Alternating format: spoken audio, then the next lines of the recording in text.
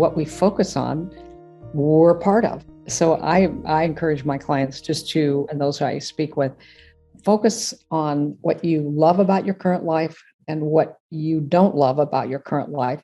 And what if you had a life where and what are you longing for? What are you discontented about? I would love it if what? And I'm so tired of what?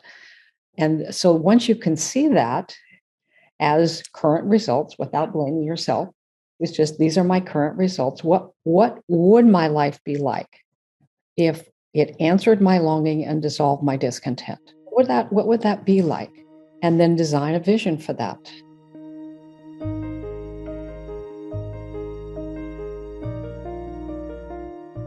Welcome to Letting Go and the Greatest Secret, where we explore the end of your suffering and the beginning of lasting happiness. I'm Hale Dwoskin, and today I'll be joined by Mary Morrissey.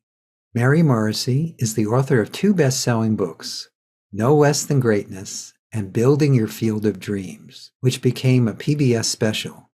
Through her books, live events, and programs, Mary has empowered millions of people worldwide to achieve new heights of meaning, purpose, aliveness, and authentic success.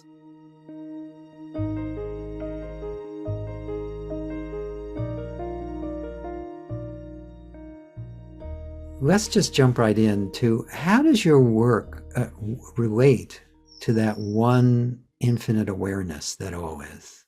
It's the foundation of everything I do, that one infinite awareness that I believe is ever giving more and more of itself to us as we get close to it. Wonderful, wonderful. So, and as you do this work with people, how does that infinite awareness inform the work that you do?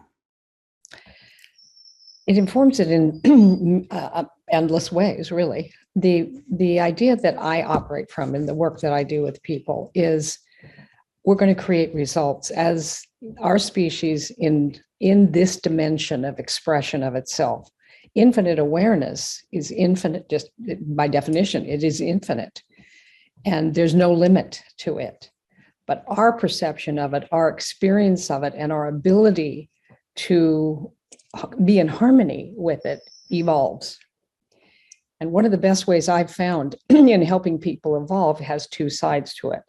One is having a vision of a life that is meaningful, purposeful, contributory, difference-making to the individual, and being willing to look at, address, and release the blocks that are inherent in the human experience that we gather over time if we're not aware.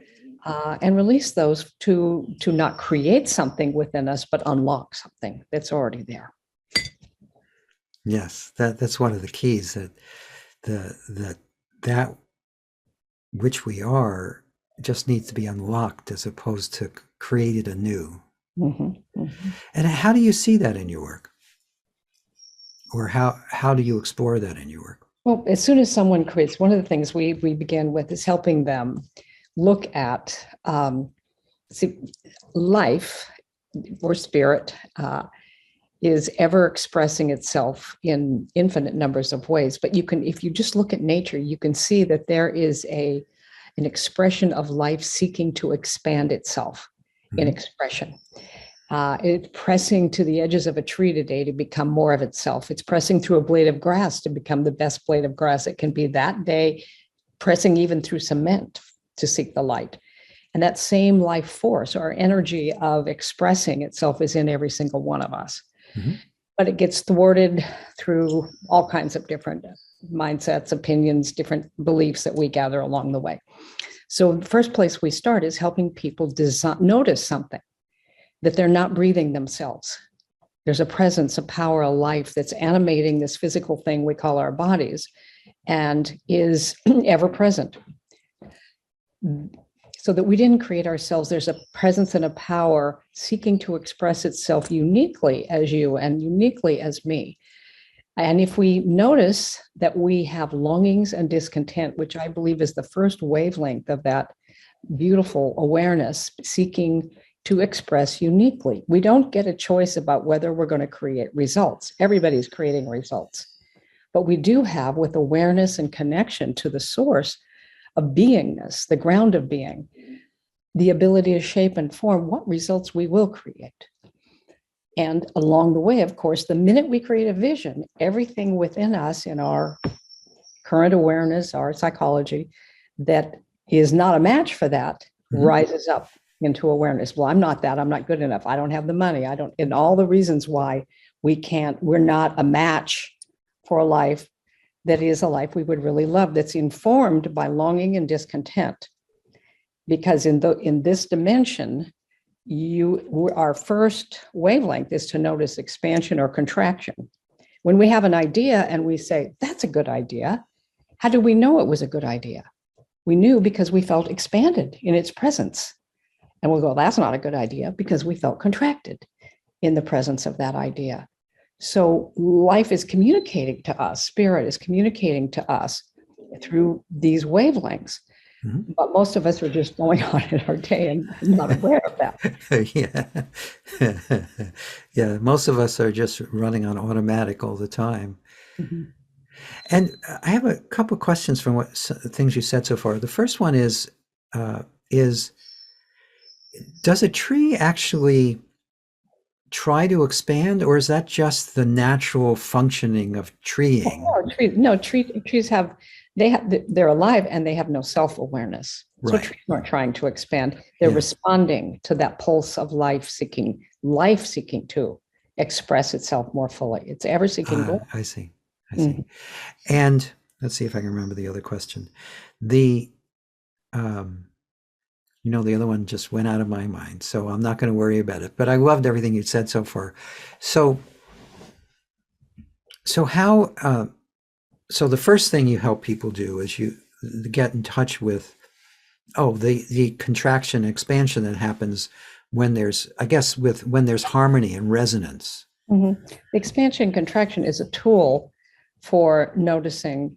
The first thing we do is help them look at their life, what they love about their life, and what they would love more of and less of. Yes. So since we're going to create results anyway, why not create a life that you absolutely love and there's meaning, significance, difference in it that matters to you? So the question is, what would I really love? Not what do I think I can do? What does the economy say I can do? What do you think I should do? You don't put the limitations up front. and let love speak to us. What would I love and there's 4 major areas where we're going to create results a year from now anyway. We're going to have health results. We have health results now. We're going to have health results a year from now. We have relationship results. How fulfilling, how meaningful are the relationships in our life? Are they the most significant ones on autopilot? What in the area of relationship, what matters most to you? And what would you love it to be like a year or 3 years from now? Your vocation, what you're doing with your time and talent, whether you earn income doing it or not, you are doing something with your time and talent. Are you alive in that? Or have you checked your soul at the door and you're just trading time for money because you think you have to do this because you're a provider and you're living a life of a relative constriction based on ideas that you've had? And the last one is time and money freedom. Nobody wants just stacks of money around them, but we do want the freedom that money can represent. We want the freedom to give and bring into existence the things that matter, help our kids or our community in ways that matter to us. So those are the 4 areas we work with in terms of helping people shape a vision for what they would love. The minute we get the vision, and it's really a strong vision, everything that's in us that's unlike that vision is going to rise to the surface, right? It's the nature of clarity. It brings up everything to the contrary. The mind goes, "Oh yeah, what about this? What about that? No, you can't. This is why," and it can get very busy with that. Yes. So you have to find a way to override that, or it will win. Right. It's been winning. It's created the results we've got. That paradigm or that way of operating with infinite spirit right here and the finite expression, which is dictated by our awareness of the infinite. Yes. Or lack thereof.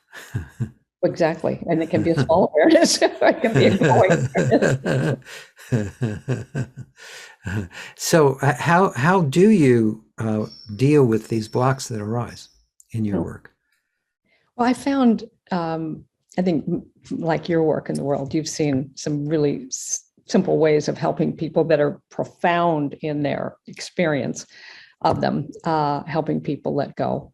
After 40 years of teaching and training tens of thousands of people all over the world, well, at least in 193 countries, there are what I've seen repeated in the human experience. We have an infinite nature and a finite human expression of it.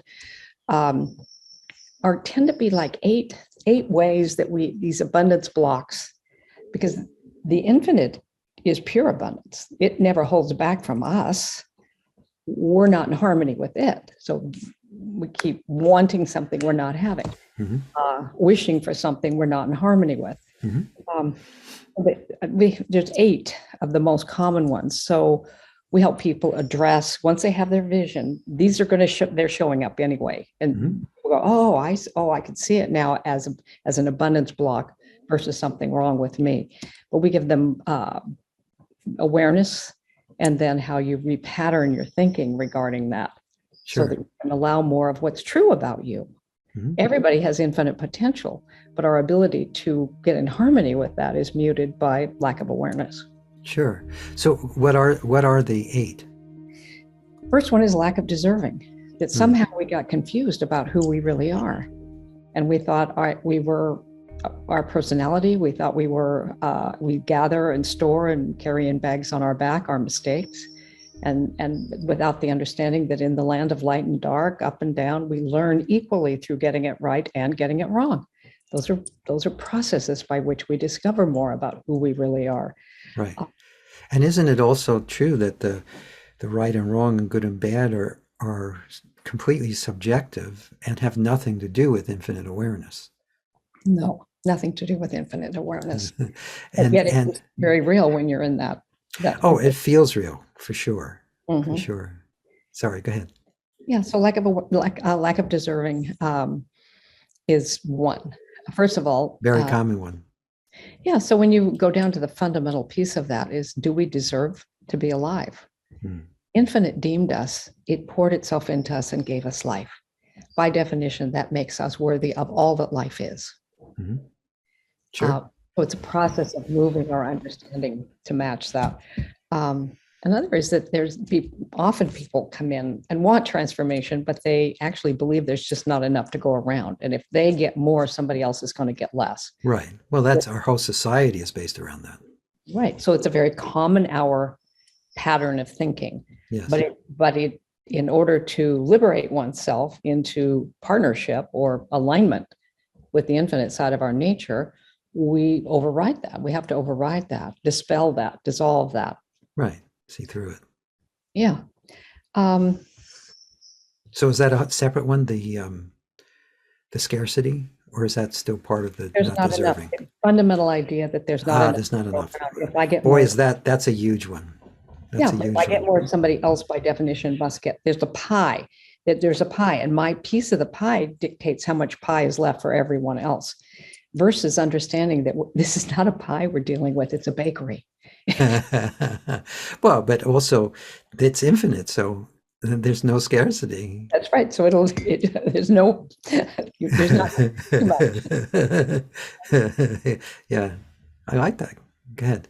Thank you. Another is I call it clutter, chaos, and drama. It shows up in lots of different ways, Right. It does. Clutter in our physical environment. It leaks energy. It's like having holes in your boat, Right. Chaos. Some of us grew up in families where drama was the order of the day. And so we unconsciously have drama cycles that seem to always be following us when we're actually the generator of that experience. Yes.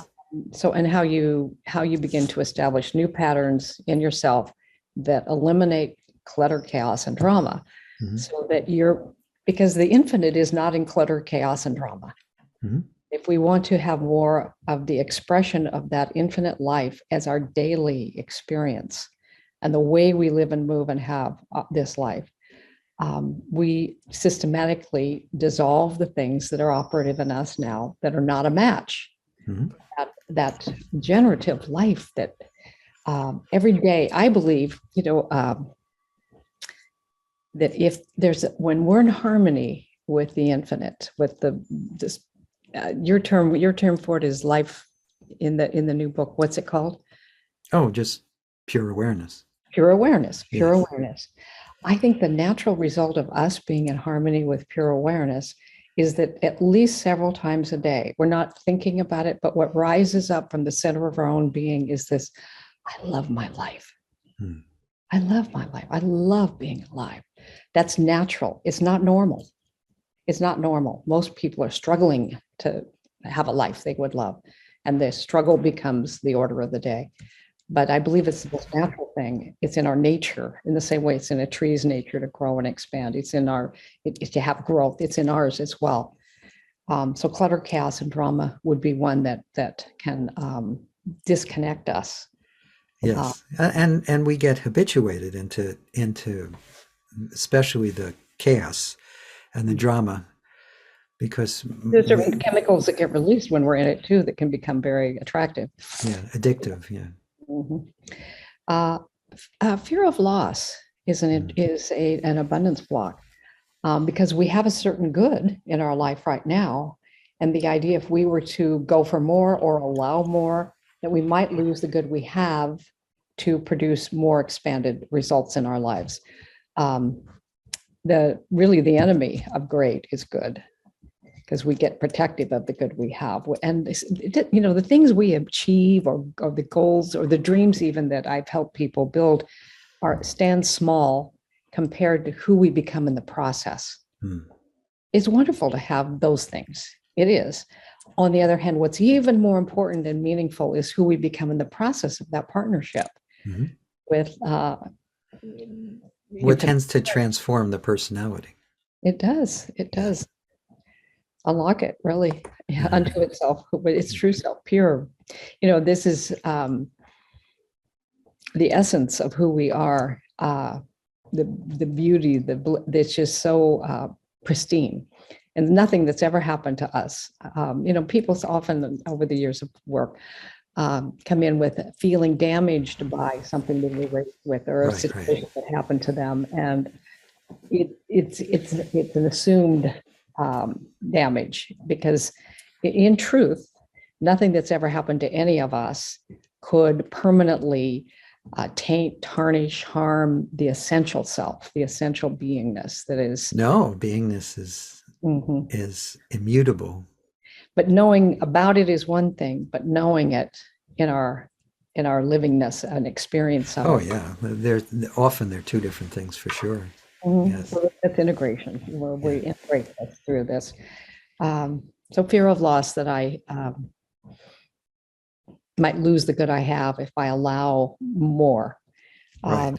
Yeah, because we tend to grip whatever we have, because it is not enough. It relates to the other one, but also, if I let this go, I might not get something new. So I got to grip onto this, even if I hate it. Sometimes, yes. Another one is focusing on what's missing. That actually is an abundance block, because what we focus on, we're part of. So I encourage my clients and those I speak with, focus on what you love about your current life and what you don't love about your current life. And what if you had a life where and what are you longing for? What are you discontented about? I would love it if what? I would love it if what? And I'm so tired of what? And so once you can see that as current results without blaming yourself, it's just, these are my current results. What would my life be like if it answered my longing and dissolved my discontent? What would that be like? And then design a vision for that. The moment we design that vision, as we talked earlier about in the polarity, everything unlike that's going to rise up and start to talk to us. Yes, yes. Really the voice of the status quo. Mhm. And tempting to say, well, I don't have the money to do that. I've never done that before. I don't have what it takes. Yes. It's not a good time. This is not a good time for it, which is another limiter. There's no time, and there's only one, and it's now. Right. So either you or any other idea around focusing on what's missing. Yes, because yes. that builds contraction, and we're not going to have expansion on a contraction frequency. Yes, You I mean, we all know. right, absolutely. If we're just focusing on what we don't have, we tend to just experience more and more of that. Mhm.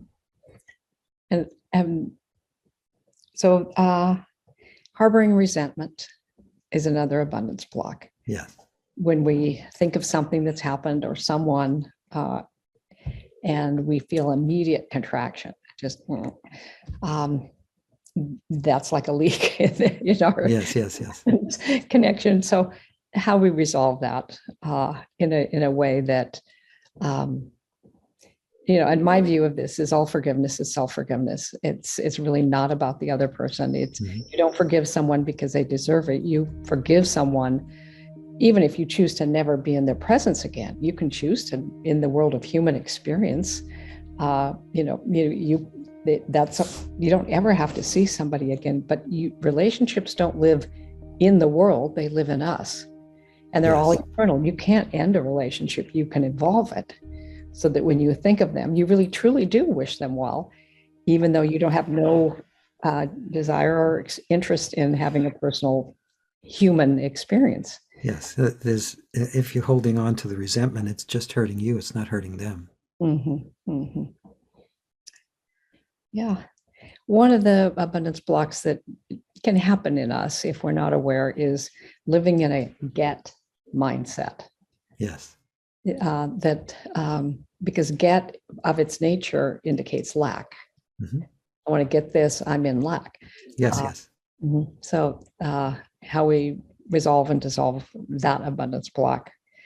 And the other would be, the last one would be just a generalized contractive money mindset. We were raised with money doesn't grow on trees, or there's not enough to go around, or I'm not good with money, or people with lots of money aren't nice, or so there's a conflict going on, unconscious conflict with our values.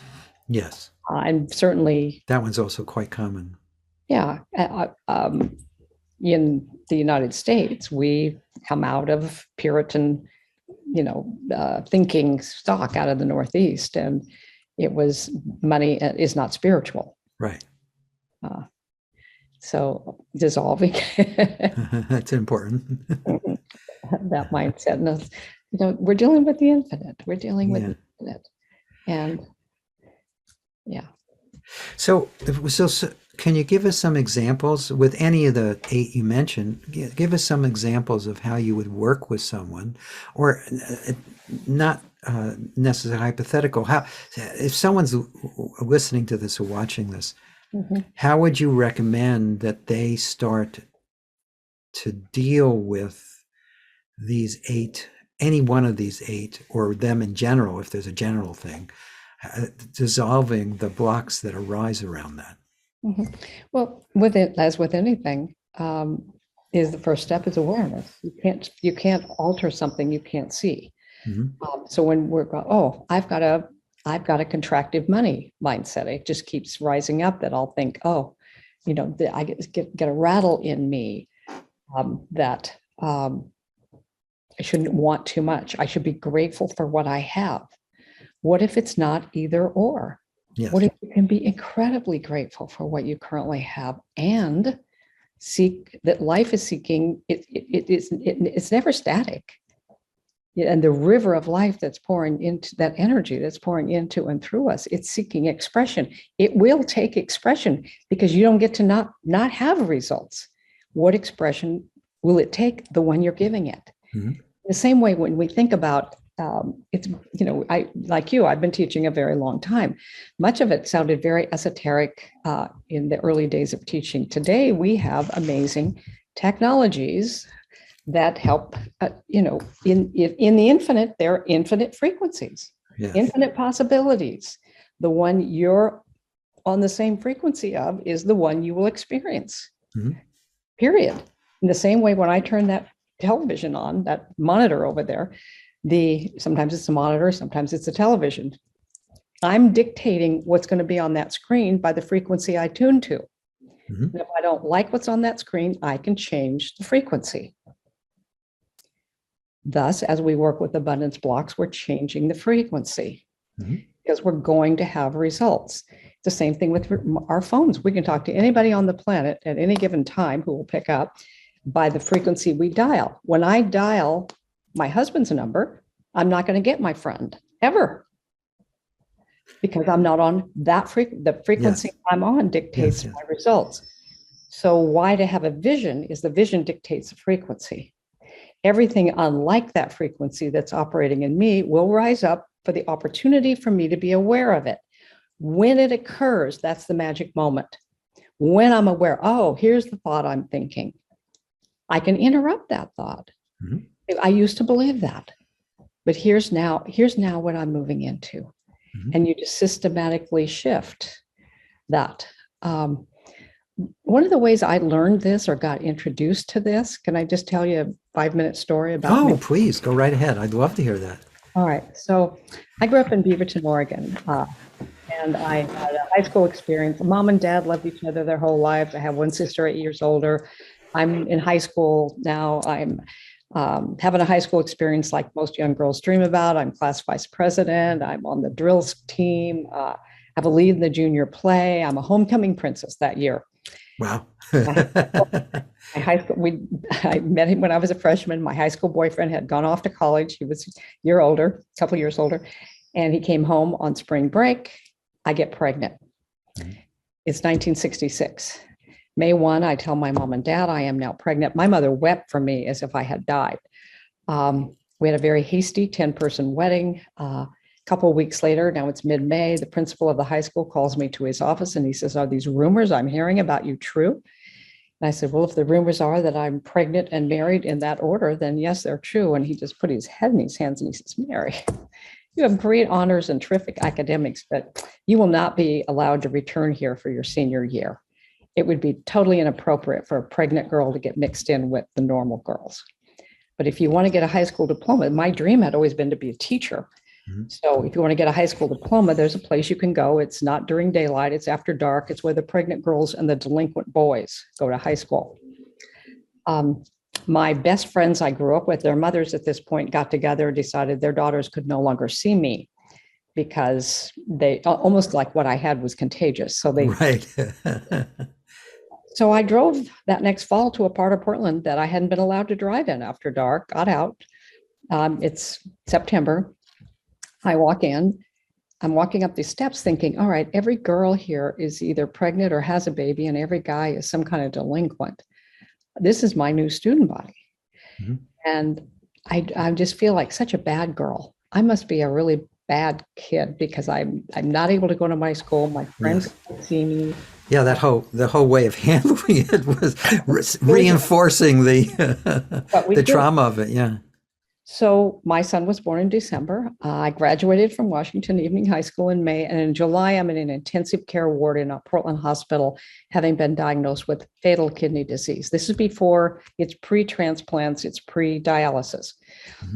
And I'm in this intensive care ward being told that one kidney is totally destroyed with nephritis, kidney disease. The other one is 50% destroyed, active nephritis. If we can get the blood toxin level in my body reduced enough to sustain a surgery to remove that right kidney, then maybe I'll have 6 months to live. My husband and my son or my little baby are staying with my mom and dad. And I'm thinking, I may never even see him walk. He's 7 months old. I certainly won't get him into kindergarten. And all of my dreams for my life are just crashing, and I'm terrified. And I deep down believe I'm a bad girl. I'm being punished. The God of my upbringing was not a friendly place to go when you felt like you had really screwed up. No, definitely. Yes. Judgmental God. And later I would say that God needed to attend some anger management class. But, Right. the night before the surgery was scheduled to remove that right kidney, a woman walked in my room who identified herself as a chaplain, and asked if I wanted someone to pray. She said, I come 3 times a week. I get the schedule of who's having surgery the next day in the order of the most serious surgery. You're at the top of the list. You want somebody to pray with you. And I said, okay. And she pulled her chair next to my bed, didn't do anything that looked like any kind of prayer I'd ever been introduced to. She talked to me, and she started this way. She said, would you be willing to tell me what's been going on in your life the last year or two? So I told her my story, at the end of which she looked at me compassionately and she said, Mary, everything's created twice. I had no idea what she's talking about. She said, everything's created twice. The bed you're laying on, the nightgown you're wearing, the sheet covering you, the walls, the ceiling, the floor, all the machinery you're hooked up to, first had to be a thought before it could be a thing. And now that you're considering how everything's created twice, I hear how much you love your little boy, but I also hear how much you've been hating yourself. You feel like you shamed your school, you shamed yourself, you shamed your family.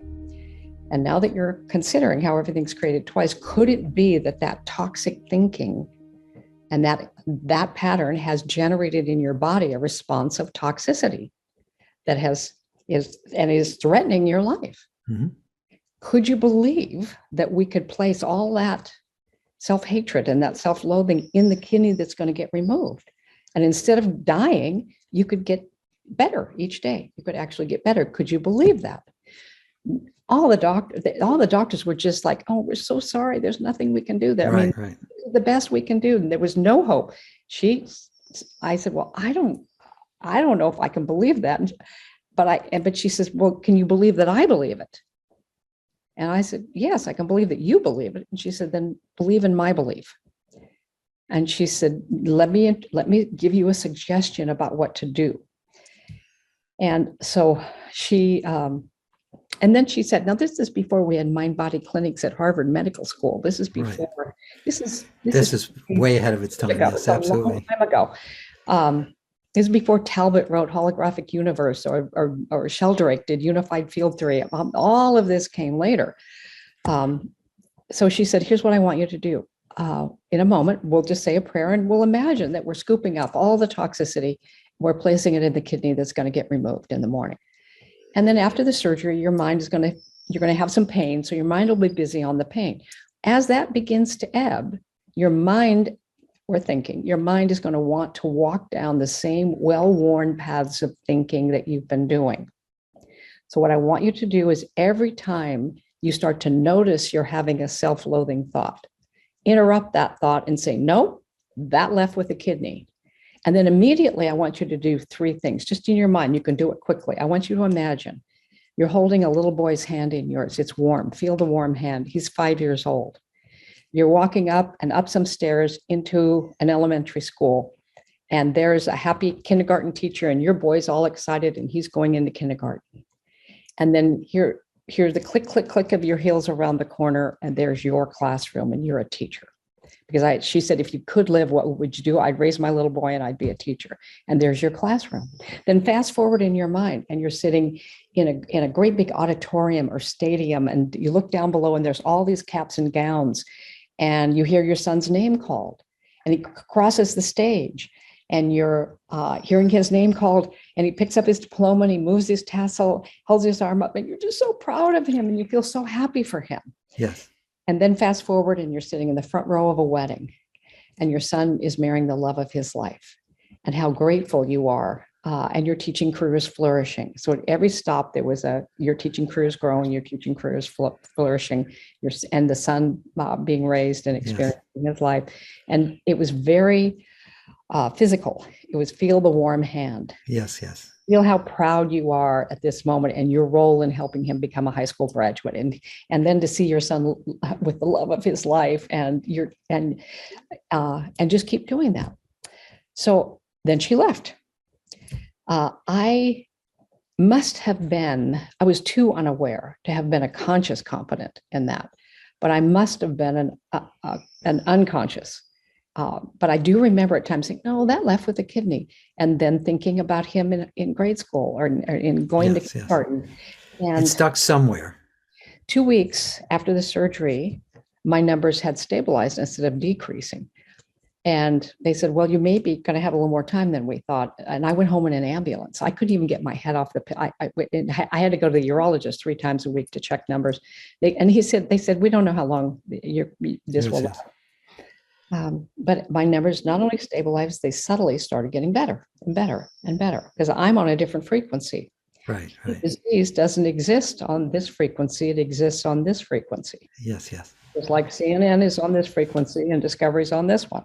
yes. I didn't know any of this, but I'm doing. And then I remember we were coming home from one of the urologists maybe 3 months afterwards. And I said to my mother, I couldn't yet feel enough energy to walk through the community college and get a catalog. We didn't have the internet yet, you know. I asked my mother if she'd be willing, if we stopped, would she be willing to get a catalog so I could just begin to explore classes I might be able to take. And that's a sign, you know, unconscious to me that I'm making a plan for my life to go Yes, forward. yes, absolutely. And finally, somewhere between 5 and 6 months, I'm in a conference room at the hospital with the surgeon, the urologist, the people who had most closely helped me have that surgery. And they're scratching their heads and they're saying, we have no science for what's happening. And the surgeon said to me, I saw your other kidney. I took the one, I saw the other, it was all mottled and shrunken. And, you know, I said at the time to those in the operating theater, I hope she gets 6 months. And he said, here you are. And there's that kidney that was shrunken and 50% destroyed is operating like a whole complete kidney. We have no way to know how long this will last, if it will last. And then they said, whatever you're doing, keep doing it. I didn't know what I was doing. Right. And I was too young. I was just grateful. And my energy began to return. And ultimately, it was maybe, that was in 67. So it was 4 years later. I'm now in undergraduate school. Mm-hmm. And a series of things occurred in October of 1971 where I ultimately felt like I had come through a portal and that I didn't even know. I had this sense that I'd been living in an attic of myself and I had found my way to the front door. And here was this technicolor world of aliveness. And one of the things that occurred was hearing a lecture at a local lecturer that was in the area where we lived. When you said earlier, good and bad are relative. And he said, nothing is bad unless you think it's bad. And I remember thinking, I'm young, I'm thinking, well, that's not true. There's bad stuff in this world. Car wrecks are bad, murder is bad, war is bad. Come on, there's bad stuff. And then he said, I hear what you're thinking. I know what you're thinking. And he said, I'll agree with you. There's things in this world we all want to change. But inside everything, there's always a seed of good. If you find that good, you will transform that circumstance. If you just decide it's bad, it's going to be bad for you. Try it out. And then he gave a tool. He said, the next time something happens and you think this is really bad, interrupt that and just say, I'm going to wait 3 days and look for any possible good that's in this. And if after 3 days you can find no possible good, go ahead and get upset. You don't relinquish your opportunity to get upset. Wait 3 days. Yeah. 2 days later, my children's, by then I had 2 children. My son's dad comes home and he looks, Ash and I, what happened? There was a massive layoff at work today and 100 of us lost our jobs. I don't have a job. And I was just getting into school now. And I'm like, oh my gosh, this is horrible. This is really bad. And the minute I said, this is bad, ding, I heard that. I said, what did that guy say the other day? He said, we have to wait 3 days to get upset. So it's 5 o'clock Tuesday, Friday at 5, we get upset. In the meantime, we're looking for any good. There is no good in this. I can't see any good, but he was better at it. This is why I drive 90 minutes each way to work and back. What if I had found a job closer to home? And I'm saying, well, yeah, but how are you going to do that? He says, well, I don't know, but it could be good. What if I made more money? Well, how are you going to do that? I don't know, but it could be good. He was better at it than I was, looking at the problem way more. Right. And so as we began to write down the things that could possibly be good, that was Tuesday night after the kids went to bed. Wednesday, I go back to school, I come home, he's filled out some job applications in places that came to his mind, thinking what would be closer to home, maybe find out what they're paying. Maybe I could make some more money. And then two of them called him back. And by Thursday night, he came home. He was all bright and shiny. What happened? He got a job, shorter hours, more money, closer to home. He could ride his bike back and forth to work, which he loved doing. And I realized something. I hadn't suffered for the first time in my life waiting for a circumstance to change before I could be centered, before I could be okay. By the process of delaying my reaction, and I did panic want to rise up in me over and over again during that period, of course. But every time it rose up in me, I went, I'll talk to you on Friday. I'll talk to you on Friday. And I had this tool now, an awareness tool, my first awareness tool. I went back to hear this guy again. And I don't remember what he said that day, but I do remember he invited us he had a friend. He was from New York. He had a friend who was coming back from India. And he was going to be doing a 2-day retreat. And 14 of us signed up. I was in that group. That friend, Ram Dass. Oh. And he had given one lecture at the University of British Columbia, came down to Portland, Oregon, and delivered this 2-day training. And it was like sitting in a fire hose, just receiving that pure awareness that was moving through him. Yes, Ram Dass is a wonder. Yeah. Yeah. And so that began a journey for me of, okay, this is what I want to serve life. What's happening with me, what's happened with me. This is my calling and my purpose, is to serve this with the teaching that I feel called to do. Did I do some classroom teaching? Yeah, I went ahead and got that degree. I got a master's in counseling psychology. I studied quantum physics. I integrated the world's religions and philosophies. I've had the privilege of working with His Holiness the Dalai Lama over a 7-year project, and worked with Nelson Mandela and learned from them how they brought transformation to the world through the way awareness had worked in them. And I've just sought to help other people have it in a way that matters and is life-giving. That's wonderful. What a wonderful story. Thank you for sharing that. The whole thing is beautiful, just beautiful. So I hear that you have a gift that you want to offer our I do. Abundance is our topic. I have an abundance meditation. It's 10 minutes.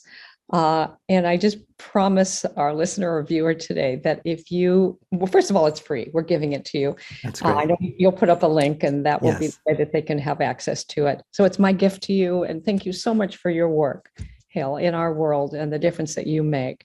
So I know the meditation over time, if you just even give it 7 days, you're going to start to notice some things. And if you give it longer, of course, you'll see more. Of course. Well, anyway, this has been wonderful. Thank you so much. I loved everything you shared, and I encourage everyone to get the free gift.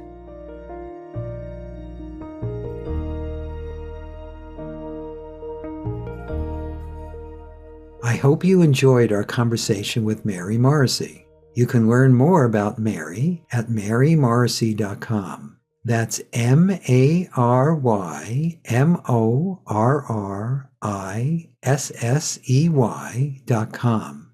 Access her free abundance meditation at bti.com/Hale. That's bti.com/HALE.